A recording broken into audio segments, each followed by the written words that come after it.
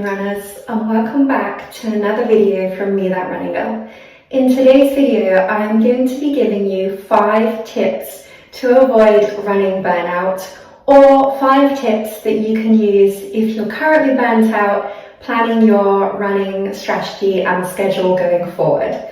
I have just got back from some mile repeats in the sun, and I'm so happy about it because I have been burnt out myself for an entire week after my 10k race, which is why I made this video, because I thought it was really contextual given how bad I felt, and I just wanted to help other runners. Like every time I make a video on this channel, I always try and think of something that I have experienced in running, whether that's in training, racing, injury, nutrition, or just kind of holistic health myself.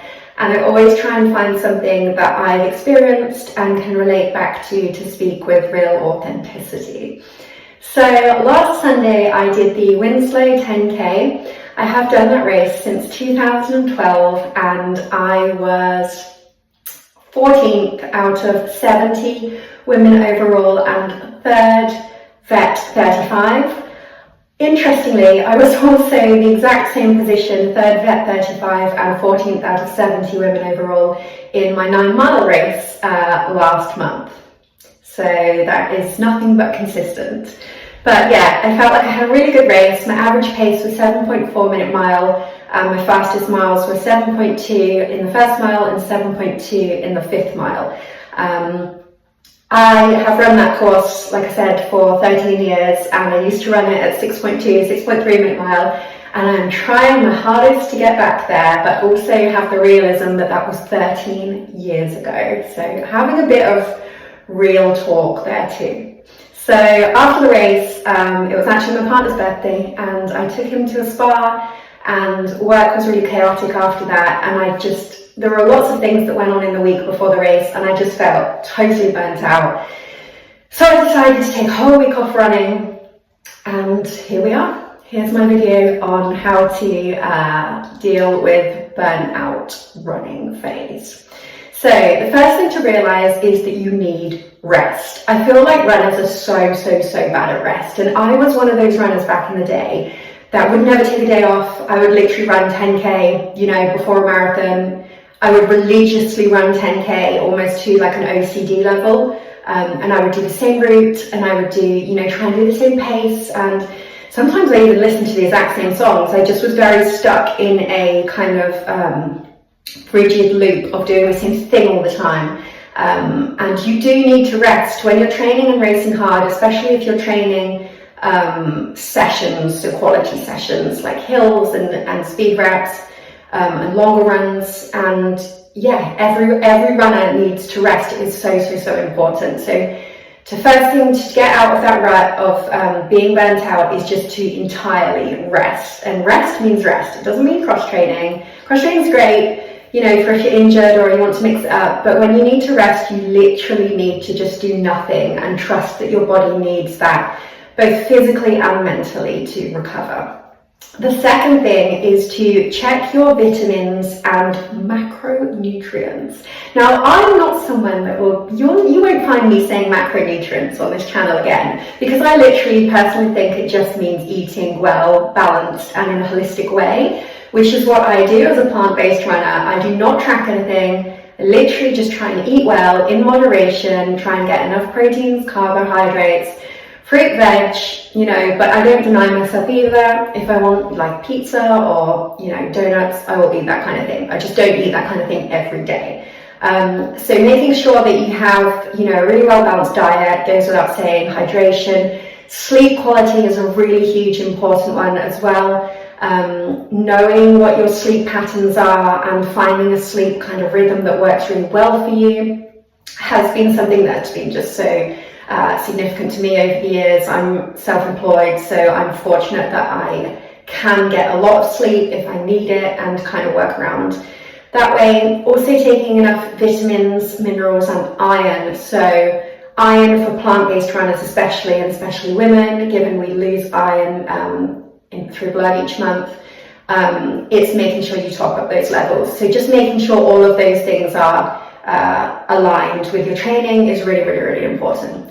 The third thing, if you're in burnout, is to change up your training. So, like I said with the rigidity of my routine, how it used to be years ago, I felt like I was running a lot of junk miles, and I feel like it's really easy to get in a state of burnout with running when you run junk miles, because you are literally just going out for the sake of going out. You know, maybe it's a nice weather day, maybe you're stressed about something, and you're running junk miles. And to you, it might not feel like junk miles because you might justify it thinking, you know, oh, I need to run because there aren't any other nice sunny days in the week, or I need to run because of my mental health, which are all really valid reasons.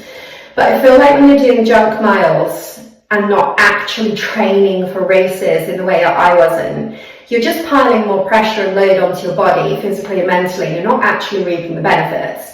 So when you stop doing junk miles and you actually specifically train sessions, quality sessions, you know, hills, speed sessions, long runs, and you build in rest days because you're fatigued on the other days, you literally just become a whole different runner. I honestly feel like since I started coaching that running just feels like a completely different sport to what I was doing for, you know, 20 years prior to that. So yeah, it's changing up your training to build in more quality sessions and cut out junk miles will really help you avoid burning out and get out of burnout. Another thing, fourth thing to bear in mind with burnout is to change up your racing. So like me, you know, creature of habit, I do the same races pretty much year in, year out. I've done some abroad racing, but I generally find it really stressful with the travel and jet lag and not knowing the course, and they're usually really big events, which I find really, really stressful and chaotic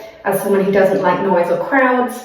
But changing up your racing can be really fun, just racing somewhere completely different, or racing like a terrain that's completely different, you know, off-road or track or whatever you do, just doing something completely different and throwing yourself out of your comfort zone. And the fifth thing, how to avoid burnout running and how to get out of burnout running, is to take a digital detox and find your why. So I'm speaking to the runners here, like me, who have been running for 20 years, who ran before Instagram and TikTok came along, and before running just blew up to a crazy proportion.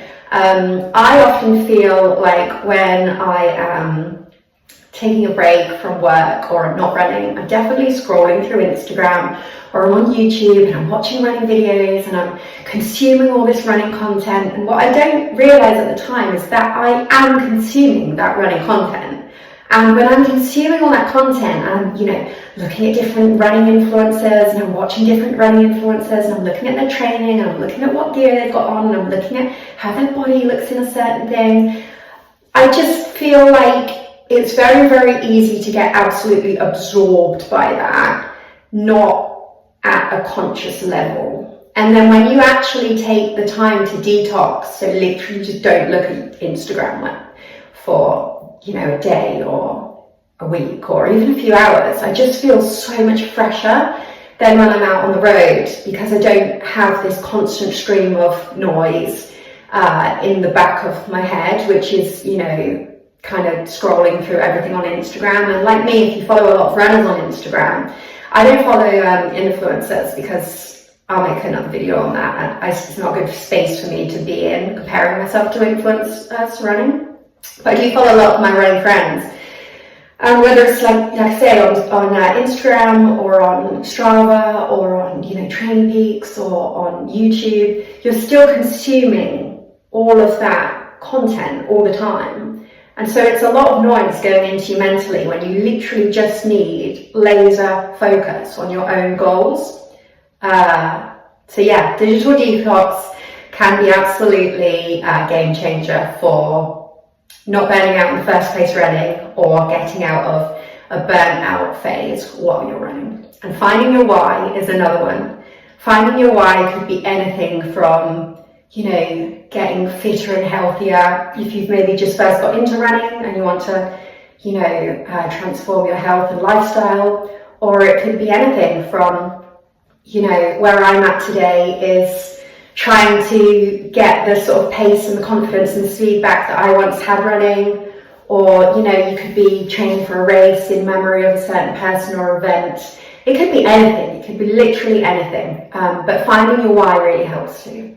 So anyway, yeah, I hope you found those tips really helpful. I'm super happy to be out of my burnout because it was only a week long, but it felt like a very, very, very long time. It's probably the longest I've taken off running other than when I'm injured, which is, you know, a few weeks or a few months at a time, but I haven't been injured for a while, so that's good.